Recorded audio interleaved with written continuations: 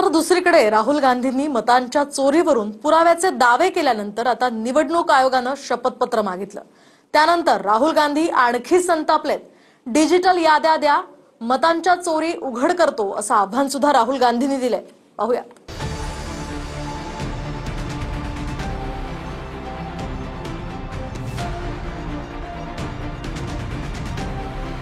पुरावे सादर करत मतांच्या चोरीचा आरोप केल्यानंतर राहुल गांधी यांनी बंगळुरूमध्ये सभा घेतली, ज्यात राहुल गांधी यांनी निवडणूक आयोगाला 5 प्रश्न केले। डिजिटल मतांची यादी का देत नाही, काय लपवता, सीसीटीव्ही का आणि कुणाच्या सांगण्यावरून डिलीट करता, खोटं मतदान आणि मतांच्या यादीत घोटाळा का केला, विरोधी पक्षाच्या नेत्यांना का धमकावलं जातं, खरं सांगा निवडणूक आयोग भाजपची एजंट का झाली। राहुल गांधी यांनी पुन्हा एकदा 10 वर्षातील डिजिटल मतांच्या याद्या मागितल्या।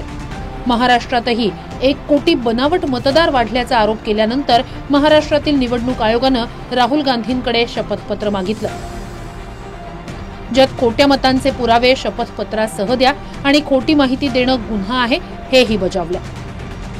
त्यावरून राहुल गांधी यांनी निवडणूक आयोगाला आपण संसदेत संविधानाची शपथ घेतल्याचं सांगितलं। मुझसे इलेक्शन कमीशन एफिडेविट मांगता है, मुझसे कहता है कि मुझे ओथ देना है, ओथ लेना है। मैंने पार्लियामेंट के सामने, पार्लियामेंट के अंदर ओथ लिया है, इस संविधान के सामने ओथ लिया है, इस पर हाथ डाल के वोट लिया है, इस पे हाथ डालकर ओथ लिया है। जब हिंदुस्तान की जनता हमारे डेटा को लेकर इलेक्शन कमीशन के वेबसाइट पर सवाल पूछ रही है, तो इलेक्शन कमीशन ने अपना वेबसाइट बंद कर दिया, क्योंकि वो जानते हैं कि अगर हिंदुस्तान की जनता ने इसी डेटा को लेकर सवाल पूछना शुरू कर दिया तो उनका पूरा ढांचा कोलैप्स कर जाएगा। मैं आज राहुल जी को भी कहना चाहता हूं, बंद करिए ये वोट बैंक की राजनीति। मतदाता शुद्धिकरण पहली बार नहीं हो रहा है, आपके परनाना जवाहरलाल नेहरू ने शुरू किया था और अंत में 2003 में हुआ, तब भी कोई विरोध नहीं था। अब आप चुनाव पे चुनाव हारते जाते हो, इसलिए पहले से ही बिहार चुनाव हारने का एक वजह लोगों को बता रहे हैं। कर्नाटकातील महादेवपुरा विधानसभा मतदारसंघात 1,250,000 मतं बनावट असल्याचे पुरावे राहुल गांधी यांनी सादर केले। हे पुरावे निवडणूक आयोगानं डिजिटल स्वरूपात दिले नाही, तर 7 फुटांच्या कागदांच्या गठ्ठ्यांची छाननी करून मतांची चोरी शोधल्याचं राहुल गांधी यांनी सांगितलं।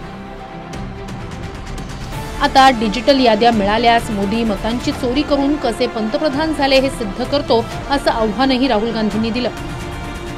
अगर हमें इलेक्ट्रॉनिक डेटा मिल जाए, हम साबित कर देंगे कि हिंदुस्तान का प्रधानमंत्री चोरी करके प्रधानमंत्री बना है। कि इलेक्शन कमीशन इलेक्ट्रॉनिक डेटा और वीडियोग्राफी क्यों नहीं दे रहा है। मैं लीडर ऑफ ऑपोजिशन हूं, मगर मैं अकेला नहीं बोल रहा हूं। हिंदुस्तान की सारी राजनीतिक ऑपोजिशन की पार्टियां ये सवाल पूछ रही हैं। इलेक्शन कमीशन को एकदम ये डेटा हमारे हवाले कर देना चाहिए। कर्नाटक में जो हमने डेटा निकाला है वो एक क्राइम का एविडेंस है।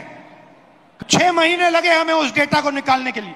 ते एकीकडे म्हणतात की वोटर लिस्ट मध्ये प्रॉब्लेम आहे, आम्हाला मान्य आहे, आम्ही तर इतके वर्ष झाले सांगतोय। आमची मागणी होती की कॉम्प्रिहेन्सिव्ह रिव्हिजन करा। आता इलेक्शन कमिशन म्हणते आम्ही कॉम्प्रिहेन्सिव्ह रिव्हिजन करायला तयार आहोत, आणि बिहारमध्ये त्यांनी सुरू केलं तर राहुल गांधी म्हणतात कॉम्प्रिहेन्सिव्ह रिव्हिजन करू नका। मग त्यांना नेमकं हवं काय आहे? त्यामुळे त्यांना कॉम्प्रिहेन्सिव्ह रिव्हिजनही माहिती नाहीये आणि वोटर लिस्ट मधले प्रॉब्लेमही माहिती नाहीये। त्यांना केवळ आपल्या हारण्याकरता काही ना काही कारण शोधून काढायचं आहे, ते कारण त्यांनी शोधून काढलेलं। तर प्रकाश आंबेडकर यांनी राहुल गांधींचं स्वागत केलं आणि आता महाराष्ट्रात 76 लाख मतं कशी वाढली यावरून काँग्रेसनं सुप्रीम कोर्टात साथ द्यावी अशी विनंतीही केली।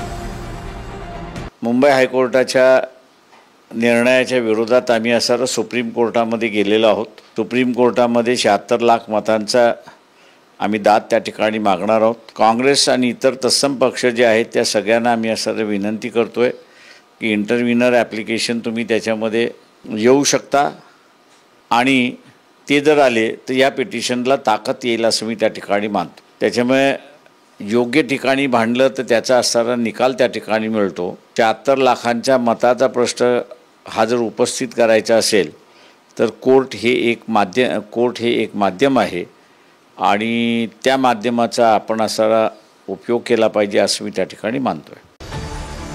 बनावट मतं, खोटे पत्ते, एकाच पत्त्यावर अनेक मतदार, 80 वर्षांचे फर्स्ट टाइम वोटर अशा पद्धतीनं मतांची चोरी होत असल्याचं राहुल गांधींचं म्हणणं आहे. आता त्यांनी डिजिटल यादी निवडणूक आयोगाकडे मागितली. Bureau report TV9 Marathi.